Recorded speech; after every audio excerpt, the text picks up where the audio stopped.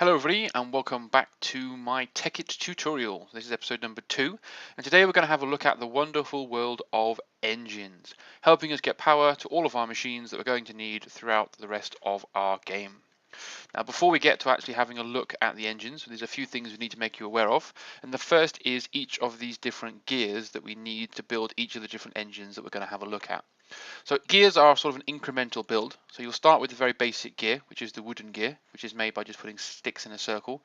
And then from this point forward, we need to use that particular gear inside the next level. So if we want a stone gear, we need to surround our wooden gear with stone. And then if we take the stone away, to get an iron gear, we need to surround the stone gear with iron. And to get from the iron gear, we need to then take the iron gear, surround it with gold to give us the gold gear, and then the final level of the buildcraft gears is to go with gold gear surrounded by diamonds, and that will give us our diamond gear. Okay, now something has just exploded.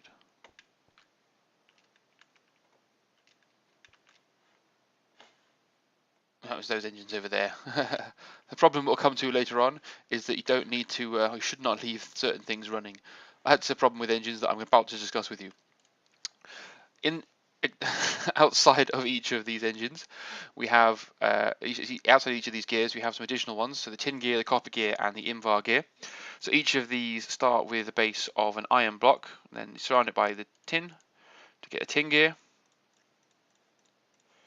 Surrounded by copper to get the copper gear, and then surround it with the much more expensive invar to get the invar gear.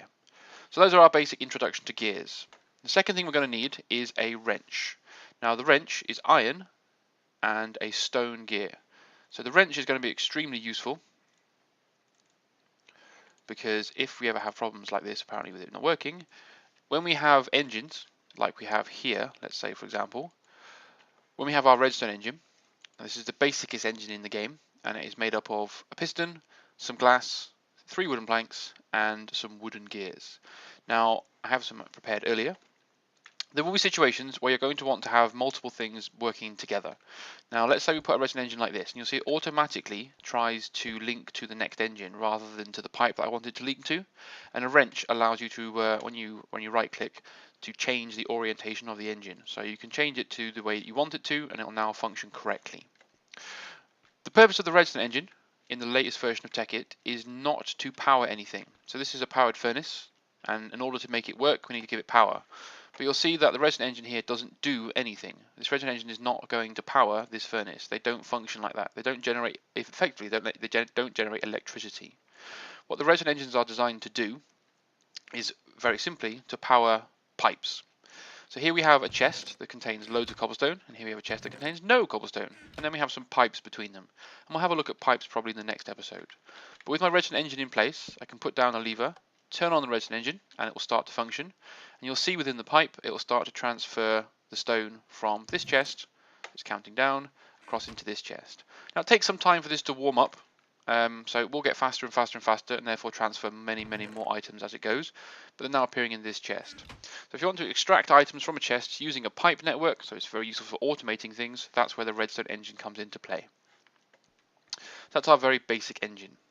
So the first useful engine, as far as powering things, is the combustion, or the Stirling engine, sorry, as it's now called. It used to be called the combustion engine, but the combustion engine is now changed, as we'll have a look at. Oh, it's all very confusing. The Stirling engine is made up of stone gears, piston, glass, and cobblestone. Now the purpose of the Stirling engine is to burn some form of resource and generate power. So we have here one of them already filled with some charcoal, or coal it could be, and we have here one that's empty. Now I have had a load of these chests from the last episode. I can put chests in here as well. By providing them with a redstone signal, you will see that they will turn on, and we'll start to get power generate. That was actually very quick. Power generated into the furnace. So each of these will now tell us we're producing 1 Minecraft joule per tick. So that's the lowest amount of power that these can produce. So these are the lowest power functioning engines. And it will then power the furnace for us to perhaps smelt our iron. And you'll see that it's just maintaining, it's repopulating the power as it gets used to turn the iron into iron ingots. Now the downside with the Stirling engine, as you saw at the very start of the episode, is when you leave them alone, they will explode. So you must make sure you monitor them very closely. Never let them run out of fuel, never let them burn hot. So this colour here, where it says blue now, this will change as the engine heats up. So it'll go through a series of different colours. So it'll go through some from blue to green to orange to red. Obviously orange is very close to bad, red is very bad. Red means I'm about to explode. So basically monitor them to make sure they're functioning at a blue, which is starting up, green, which is functioning correctly, and then orange, which is bad, getting too hot, red, very bad. Our next engine is the combustion engine, and it's made of iron gears, piston, glass, and iron ingots. And the combustion engine needs to burn some form of fuel in order to generate power. And there are realistically two types of fuel that you're going to want to put into it. You can either put oil, which you can just collect from oil wells around the world using a bucket, or fuel, which is the refined form of oil. So basically taking the oil, putting it through the refining process, gives you fuel. And you always get more fuel per bucket. I think you get 3 or 4 buckets of fuel per bucket of oil. So it's a much more efficient way. Now a combustion engine that is running with fuel will produce 6 Minecraft joules per tick, whereas a combustion engine that's running on oil will only produce 3. A combustion engine running on fuel, it needs water as well to keep it cool, is the most efficient engine in the game. So if you want the most amount of power by burning some fossil fuels, then the combustion engine is going to give that to you with 6 Minecraft joules per tick. These require fuel and water to function, and these will overheat if they get to the point of not having any water left, and these will explode much worse than the Stirling engines did. These will explode and devastate a large area. So you don't want these realistically near valuable machines or storage devices, because if they do explode, they will explode extremely badly.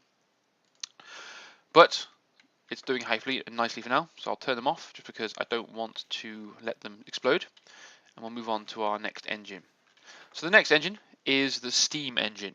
Now the steam engine is what we would consider, as long as you have it set up correctly, a safe engine. So a steam engine is made of copper gears, copper ingots, a piston, and a redstone transmission coil. Now the redstone transmission coil is redstone, then a block of an ingot of silver, and then redstone again. Now the steam engine requires 2 things to function correctly. The interface has slots for both water and for fuel. Now the water and the way in which you transmit it, there are many ways to pump water into engines, so I could use these for the combustion engines as well. We could use an aqueous accumulator, we can use a very simple Buildcraft water pump pipe, or we can use an actual water pump itself. Now if we've got fuel in here, we have. So if we turn off in this particular Stirling engine, it will start to pump water up into the tank. And again, we could just pump this directly into our engines if we wanted to. But the Stirling engine will explode when it's not kept cool. But because there's water in a steam engine, when I put fuel in it, it just starts to burn. So I can put fuel in this one as well. It just goes, so it just turns on. Now, as long as there is water, this engine will burn, and as long as there is fuel, the engine will burn. If this engine runs out of either of them, rather than exploding, it just turns itself off. So both of these are self-contained. So in the sense of the steam engines are safe. They only produce a very small amount. It takes a while for them to sort of get up to speed, but it's somewhere between sort of 2 and 3 Minecraft joules per tick, depending on the fuel that you use. So you can use things like wooden planks and sticks, etc., but they won't give you as much efficiency. So that's cool. That's our steam engine. The final engine then, and the most expensive engine, is the Magmatic Engine. And this is made up of Invar ingots, Invar gears, redstone transmission once again, and a piston. And the way in which the Magmatic engines work is very simple. As soon as you provide a Magmatic engine with lava, which you do so by simply clicking on it with lava if I remember, it should, when you switch it on, if I've got a lever, I have, start producing power. So all you need to do is pump or provide a Magmatic engine with lava, and in my case don't turn it off with a redstone signal, and it will start producing power, which you can again use to start processing your materials in any way that you want. Okay, so a Magmatic engine will slowly get up to speed. The maximum power that it can output is 4 Minecraft joules per tick, so it's the most expensive engine, and it is relatively safe as long as you've got lava. Obviously, once you've got to the nether, you have relatively an infinite amount of lava, so it is a very useful engine type to help you produce power within the game. But the most efficient is the combustion engine when burning fuel. Stirling engines are very useful early game to help you get going. And then the redstone engine, as you can see now, has changed to green, so it's starting to get up to speed. It's starting to transfer more and more items. Is only used for transferring items using pipes and functioning and basically powering very limited things. There's no power created by it. So here are our different engines. Our basic introduction to each of them. The key ones are the Stirling engine, the Combustion engine, the Steam engine, and then the Magmatic engine. So you've basically got early game, you're going to be looking at getting a couple of Stirling engines.